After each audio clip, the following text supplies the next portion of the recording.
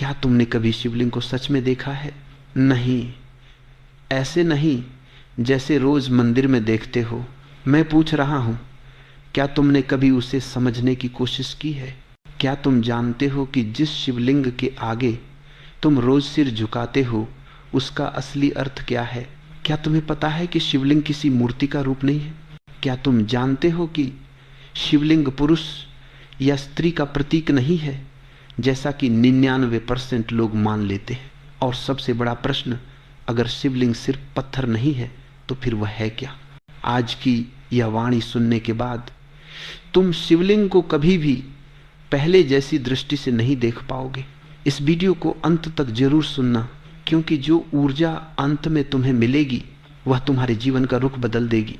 और अगर तुम पहली बार शिवोहम पर आए हो तो चैनल को सब्सक्राइब कर लो, ताकि शिव वाणी सीधे तुम्हारे हृदय तक पहुंचे। और कमेंट में लिखो, जय शिव शंभु। भक्तों, आज मैं तुम्हें उस सत्य तक ले जाना चाहता हूं जिसे न तो किताबों में ठीक से समझाया गया, न ही लोगों ने जानने की कोशिश की।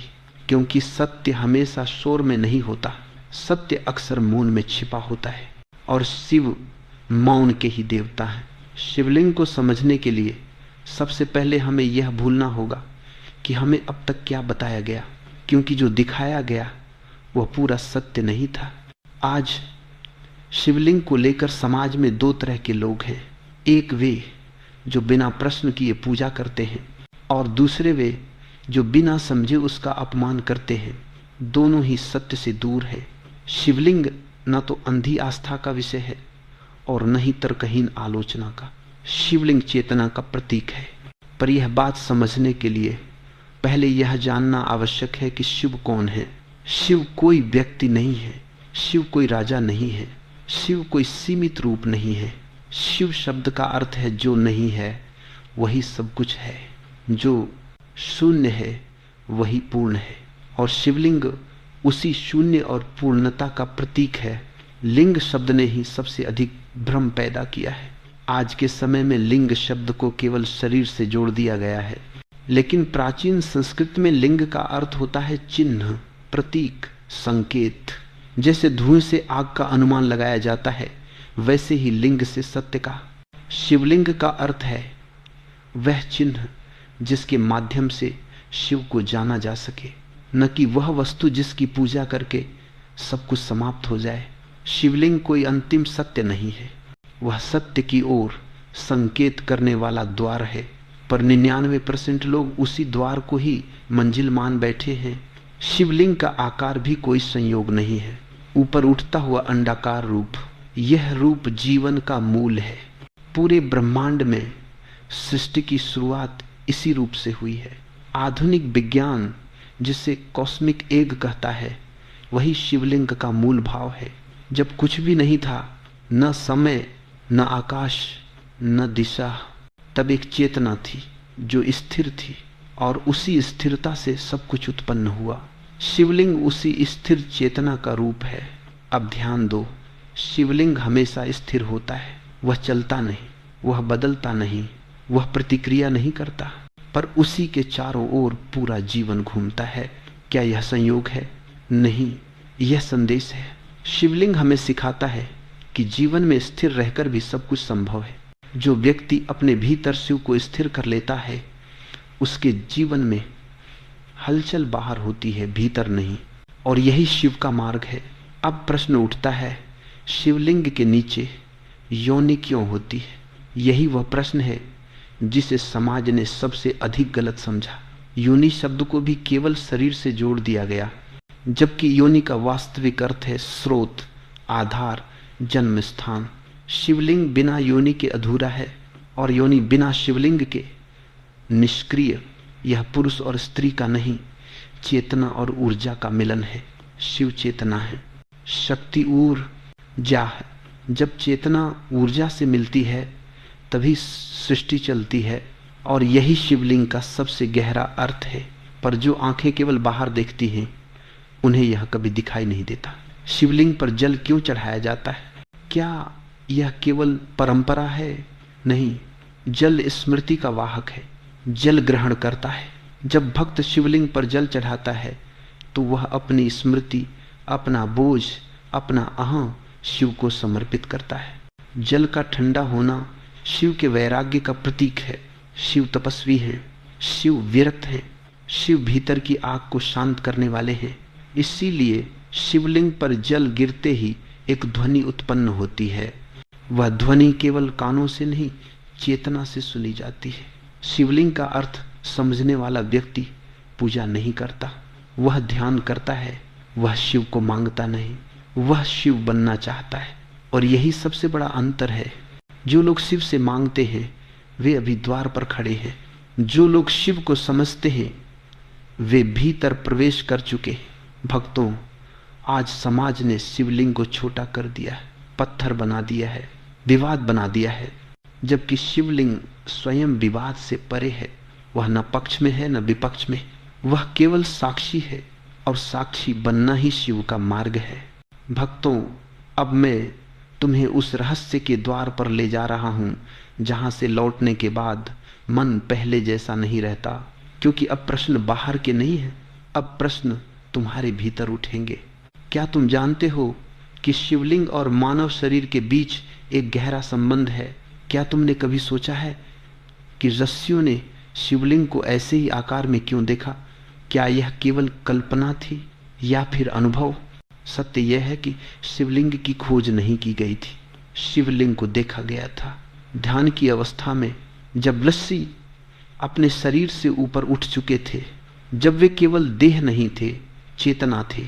मानव शरीर के भीतर एक धुरी है, एक केंद्र, जिसे आज की भाषा में स्पाइनल कॉलम कहा जाता है, और उसी के मूल में छिपी है वह शक्ति जिसे कुंडलिनी कहा गया। यह कोई कहानी नहीं है, यह अनुभूति है।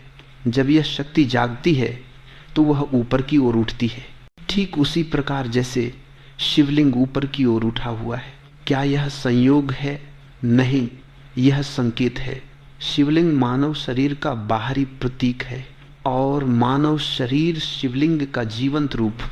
जब भक्त शिवलिंग के सामने खड़ा होता है तो वह वास्तव में अपने ही भीतर के शिव के सामने खड़ा होता है। लेकिन 99% लोग यह नहीं जानते। वे बाहर झुकते हैं, भीतर कभी नहीं। शिवलिंग की पूजा का सही अर्थ है अपने भीतर की ऊर्जा को ऊपर उठाना। लेकिन जब पूजा केवल हाथों तक सीमित रह जाती है तब वह कर्मकांड बन जाती है, और शिव कर्मकांड के देवता नहीं है, शिव अनुभव के देवता हैं। अब ध्यान दो, शिवलिंग हमेशा गर्भगृह में होता है, अंधकार में, शांत स्थान पर, कम रोशनी में। क्यों? क्योंकि भीतर की यात्रा शोर में नहीं होती, भीड़ में नहीं होती, वह मौन में होती है, अंधकार में होती है, जहां आंखें नहीं, अनुभूति काम करती है। गर्भगृह गर्भ का प्रतीक है, जहां सृष्टि जन्म लेती है, और शिवलिंग उसी सृष्टि का बीज है। जब तुम गर्भगृह में प्रवेश करते हो तो तुम बाहर की दुनिया को पीछे छोड़ते हो, ठीक वैसे ही जैसे ध्यान में आंखें बंद करने पर संसार पीछे छूट जाता है। क्या तुमने कभी महसूस किया कि शिव मंदिरों में घंटियां गर्भगृह के बाहर होती हैं? अंदर नहीं, क्योंकि शोर बाहर छोड़ा जाता है, अंदर केवल मौन जाता है। अब सोचो, अगर शिवलिंग केवल पत्थर होता तो उसे इतना गुप्त क्यों रखा जाता, इतनी सावधानी से क्यों संभाला जाता? सत्य यह है कि शिवलिंग साधारण दृष्टि से देखने के लिए बना ही नहीं है, वह देखने की नहीं, बनने की वस्तु है। शिवलिंग के ऊपर जो 3 रेखाएं होती हैं उन्हें भी लोग केवल सजावट समझते हैं, लेकिन वे 3 गुणों का संकेत है। सतु, राज, तम।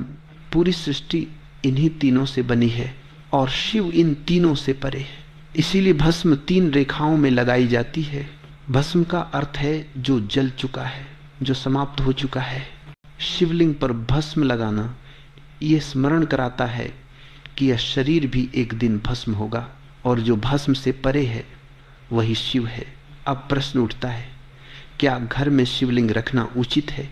यह प्रश्न जितना सरल लगता है उत्तर उतना ही गहरा है। घर में शिवलिंग रखना गलत नहीं है, लेकिन उसे समझे बिना रखना खतरनाक है, क्योंकि शिवलिंग ऊर्जा का केंद्र है और हर ऊर्जा केंद्र अनुशासन मांगता है।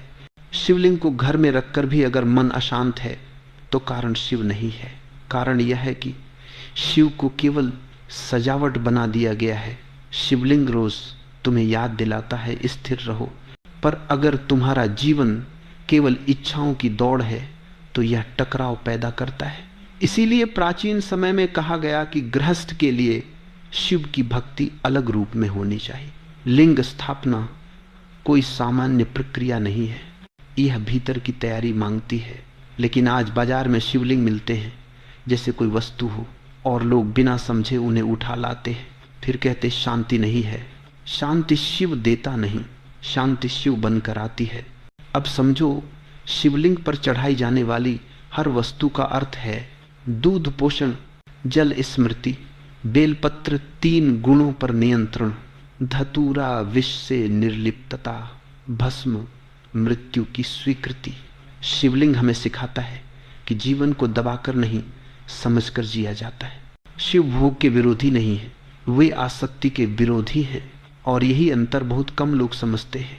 शिवलिंग कोई देवता की मूर्ति नहीं है, वह साधक का आईना है। जो जैसा है उसे वही दिखाई देता है। क्रोधित व्यक्ति को शिव रौद्र लगते हैं, शांत व्यक्ति को शिव करुणा लगते हैं, और जागृत व्यक्ति को शिव स्वयं जैसा। अगर यह शिव संदेश तुम्हारे हृदय को स्पर्श कर रहा है तो इस वीडियो को लाइक और शेयर करो, और कमेंट में लिखो महादेव मेरे साथ है। भक्तों, अब कथा शुरू होती है वहां से जहां देवता भी ठहर गए थे, जहां ज्ञान नहीं चला, जहां शक्ति भी मौन हो गई। यह वह क्षण था जब ब्रह्मा और विष्णु के बीच प्रश्न उठा, कौन श्रेष्ठ है, कौन प्रथम है, कौन सृष्टि का आधार है। यह प्रश्न केवल अहंकार का नहीं था, यह चेतना की सीमा का प्रश्न था। और तभी उनके सामने प्रकट हुआ एक स्तंभ, न आदि न अंत, न ऊपर न नीचे, बस एक अनंत प्रकाश। वही था शिवलिंग। लेकिन उस समय भी उसे शिवलिंग नहीं कहा गया, वह अनंत था, वह अगोचर था। ब्रह्मा ऊपर गए, विष्णु नीचे गए, दोनों ने खोज की, पर किसी को अंत नहीं मिला, क्योंकि जो अनंत है उसका अंत नहीं होता, और जो अनंत को खोजने निकलता है वह स्वयं सीमित हो जाता है। यही इस कथा का मूल संदेश है। शिवलिंग वह सत्य है जिसे जाना नहीं जा सकता, केवल जिया जा सकता है। जब ब्रह्मा और विष्णु लौटे तो उन्होंने स्वीकार किया हम नहीं जान पाए, और वहीं अहंकार झुका, वहीं से शिव का मार्ग शुरू हुआ। अब समझो, शिवलिंग का कोई चेहरा क्यों नहीं है? क्योंकि चेहरा पहचान देता है, सीमा देता है, नाम देता है, और शिव सीमा नहीं है, इसलिए शिवलिंग को किसी रूप में बांधा नहीं गया। वह निराकार का संकेत है, रूप के भीतर छिपा निराकार जो केवल संकेत है, वस्तु नहीं। शिवलिंग का अर्थ है जो दिखता है वही सत्य नहीं, और जो सत्य है वह दिखता नहीं। इसीलिए जो व्यक्ति केवल आंखों से पूजा करता है वह चूक जाता है, और जो भीतर देखता है वही समझ पाता है। अब ध्यान दो, शिवलिंग हमेशा मध्य में होता है, मंदिर के केंद्र में, क्योंकि शिव मध्य मार्ग है। न अति भोग, न अति त्याग, न अति ज्ञान, न अति अज्ञान। शिव संतुलन है, और शिवलिंग उस संतुलन का प्रतीक है। अब प्रश्न उठता है, शिवलिंग को स्पर्श क्यों नहीं किया जाता? क्यों केवल जल बहाया जाता है? क्यों दूर से दर्शन होते हैं? क्योंकि शिवलिंग अनुभव का विषय है, अधिकार का नहीं। जो छूने की कोशिश करता है वह पकड़ना चाहता है, और शिव को पकड़ा नहीं जा सकता। शिव केवल समर्पण में आते हैं। शिवलिंग को देखकर झुकना वास्तव में अपने अहं को झुकाना है। लेकिन जब झुकना केवल शरीर तक रह जाता है तो वह अर्थ खो देता है। अब समझो, शिवलिंग और समय का संबंध। शिव को महाकाल कहा गया क्योंकि शिव समय के भीतर नहीं है, समय शिव के भीतर है, और शिवलिंग समय से परे उस स्थिर बिंदु का प्रतीक है जहां सब बदलता है पर वह नहीं बदलता। इसीलिए शिवलिंग को नष्ट नहीं किया जा सकता। राजा आए, राज्य गए, सभ्यताएं बदली, लेकिन शिवलिंग वहीं रहा, क्योंकि वह किसी काल का नहीं है, वह कालातीत है। अब एक गहरा प्रश्न, क्या शिवलिंग पुरुषत्व का प्रतीक है? नहीं, शिवलिंग पुरुष और स्त्री से पहले का सत्य है। जब लिंग भेद नहीं था, जब केवल ऊर्जा थी, चेतना थी, और उसी चेतना से दोनों प्रकट हुए। इसीलिए शिव को अर्धनारीश्वर कहा गया, क्योंकि शिव में विभाजन नहीं है, विभाजन मन में है। और जो शिवलिंग को गलत अर्थ से देखता है वह अपने ही मन की अशुद्धि को प्रकट करता है। शिवलिंग दोषी नहीं है, दृष्टि दोषी है। अब ध्यान दो, शिवलिंग पर हमेशा दक्षिणावर्ती परिक्रमा होती है। धीरे स्थिर परिक्रमा का अर्थ है अपने चारों ओर घूमना नहीं, अपने भीतर घूमना। जब तुम शिवलिंग की परिक्रमा करते हो तो वास्तव में तुम अपने केंद्र के चारों ओर घूम रहे होते हो। यह ध्यान की प्रक्रिया है। पर जब परिक्रमा भी जल्दी में की जाए तो वह केवल चक्कर रह जाती है। शिवलिंग हमें धैर्य सिखाता है, धीमे चलो, गहरे उतरो। अब समझो, शिवलिंग और मृत्यु, लोग शिव को मृत्यु का देवता मान लेते हैं, पर शिव मृत्यु नहीं है, शिव मृत्यु के साक्षी है। इसीलिए श्मशान में वास करते हैं। शिवलिंग श्मशान का भी केंद्र होता है, क्योंकि मृत्यु वहीं समाप्त होती है जहां साक्षी जागता है। जो मृत्यु को देख लेता है वह मृत्यु से मुक्त हो जाता है। शिवलिंग यही स्मरण कराता है हर दिन, हर दर्शन में। लेकिन 99% लोग इसे देखकर भी नहीं देखते। अब इस भाग का सबसे गहरा सत्य, शिवलिंग कोई वस्तु नहीं है जिसे तुम पूज कर छोड़ दो। वह प्रश्न है जो रोज तुम्हारे सामने खड़ा रहता है। क्या तुम स्थिर हो? क्या तुम साक्षी हो? क्या तुम भीतर मौन हो? अगर नहीं तो शिवलिंग तुम्हें असहज करेगा, और अगर हां तो शिवलिंग तुम्हें मुक्त करेगा। इस भाग में अहंकार टूटा, ज्ञान झुका, देवता रुके। अब अंतिम भाग में यात्रा पूर्ण होगी। वहां मैं तुम्हें बताऊंगा कि शिवलिंग को समझ लेने के बाद जीवन कैसे बदलता है। क्यों कुछ लोग शिव के पास आकर भी खाली लौटते हैं, और क्यों कुछ लोग कुछ मांगे बिना सब पा लेते हैं। प्रिय साधक, अगर तुम्हारे जीवन में बार बार रुकावटें आ रही हैं, देरी, उलझन, रिश्तों की परीक्षा, और मन में यह प्रश्न उठता है सब कुछ करने के बाद भी मार्ग क्यों नहीं खुल रहा, तो यह कुंडली रीडिंग गाइडेंस तुम्हारे लिए है। कुंडली कोई डर नहीं है साधक, यह तुम्हारे कर्मों और संभावनाओं का संकेत है। इसमें यह स्पष्ट होता है तुम्हारी शक्ति कहाँ है और तुम्हारी परीक्षा कहाँ चल रही है। इस मार्गदर्शन में तुम्हें सरल रूप से बताया जाएगा किस ग्रह की छाया चल रही है और कौन सा उपाय तुम्हारे पथ को स्पष्ट कर सकता है। साधक, तुम भटके हुए नहीं हो, बस सही समय पर सही दिशा की आवश्यकता है। अगर जीवन में स्पष्टता चाहते हो तो अपनी कुंडली दिखाओ। मार्गदर्शन पाने के लिए नीचे दिए गए लिंक पर अभी जुड़ो। स्मरण रखो, सही समय पर मिली दिशा कर्मों का भार हल्का कर देती है। भक्तों, अब यात्रा उस बिंदु पर पहुंचती है जहां शब्द पीछे छूटने लगते हैं, क्योंकि अब शिवलिंग कोई विषय नहीं रहता, वह तुम्हारा अनुभव बनने लगता है। अब प्रश्न यह नहीं है कि शिवलिंग क्या है, अब प्रश्न यह है कि तुम कौन हो। जो व्यक्ति शिवलिंग को समझ लेता है उसके जीवन में सबसे पहला परिवर्तन यह आता है कि उसकी भाग दौड़ धीमी हो जाती है। वह संसार छोड़ता नहीं, पर संसार उसे चलाने नहीं लगता, क्योंकि उसने केंद्र को पहचान लिया है।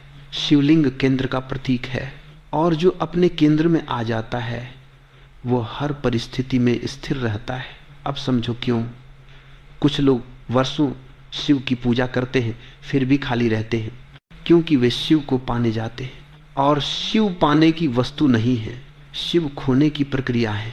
अहंकार खोने की, डर खोने की, झूठी पहचान खोने की। जब तक तुम कुछ पकड़कर बैठे हो तब तक शिव नहीं आते। शिव तब आते हैं जब तुम खाली होते हो। शिवलिंग यही सिखाता है रिक्त होना।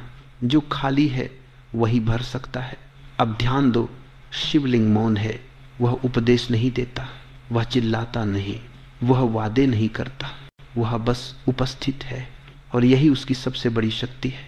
जब तुम शिवलिंग के सामने बैठते हो और कुछ नहीं मांगते, तब पहली बार संवाद शुरू होता है।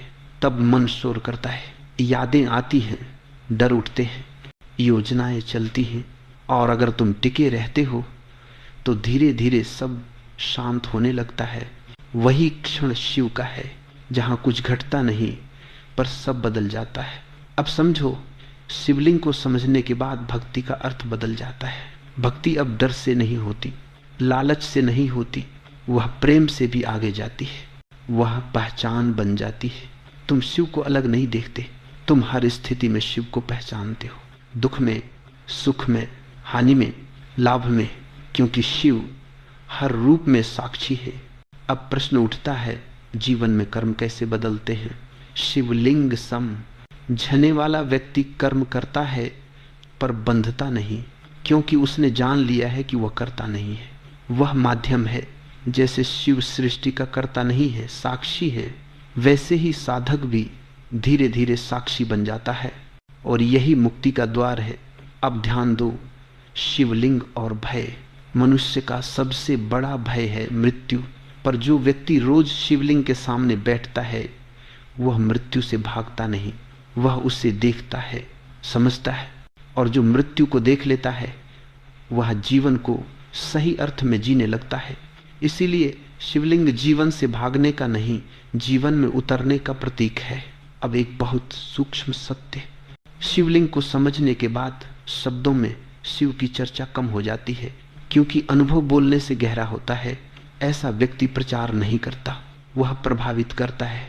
उसकी उपस्थिति शांत होती है, उसकी आंखों में ठहराव होता है, और यही असली शिव भक्ति है। अब समझो क्यों। कुछ लोग कहते हैं कि शिव कठिन देवता हैं, क्योंकि शिव सौदा नहीं करते। वे कहते नहीं कि यह करो तो यह मिलेगा, वे कहते हैं आओ देखो, और अगर साहस है तो स्वयं को छोड़ दो।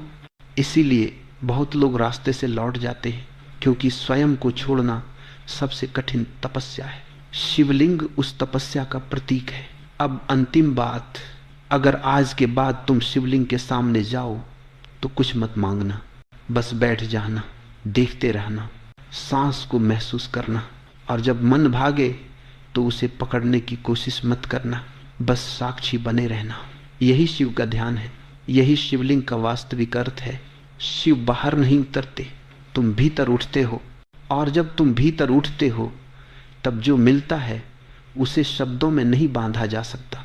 भक्तों, यह वाणी यहाँ समाप्त नहीं होती, यह वाणी यहाँ से शुरू होती है, क्योंकि शिवलिंग को समझ लेने के बाद जीवन दोबारा शुरू होता है, बिना भय के, बिना लालच के, बिना झूठी पहचान के, केवल चेतना के साथ। और अंत में यही कहा जा सकता है, शिवलिंग कोई पत्थर नहीं है, वह प्रश्न है, वह द्वार है, वह मौन है। और अगर तुम सच में सुन सको तो वही मौन तुम्हें शिव बना देगा। अगर इस शिव वाणी ने आज तुम्हारे मन और आत्मा को छुआ है तो इसे अंत तक सुनने के लिए धन्यवाद साधक। अगर तुम शिव ऊर्जा से और गहराई से जुड़े रहना चाहते हो तो हमारे YouTube मेंबरशिप से जुड़ो, वहां तुम्हें मिलेगा विशेष ध्यान, शिव मार्गदर्शन और केवल सदस्यों के लिए शिव ऊर्जा का निजी संरक्षण। महादेव का आशीर्वाद हमेशा तुम्हारे साथ है। चैनल शिवोहम को सब्सक्राइब करो और कमेंट में लिखो, महादेव मैं आपके साथ हूँ, ताकि शिव ऊर्जा तुम्हारे जीवन में सक्रिय बनी रहे। संदेश समाप्त हुआ है, पर महादेव की कृपा अभी भी तुम्हारे चारों ओर प्रवाहित है और हमेशा प्रवाहित रहेगी। और साधक, हमारे व्हाट्सएप चैनल से भी जुड़ सकते हो, लिंक डिस्क्रिप्शन में है। वहाँ रोज सुबह तुम्हें मिलेगा शिव का संदेश, शिव का स्मरण और शिव भाव जगाने वाले दिव्य रिमाइंडर्स। चैनल शिवोहम, जहाँ आत्मा शिव को पहचानती है।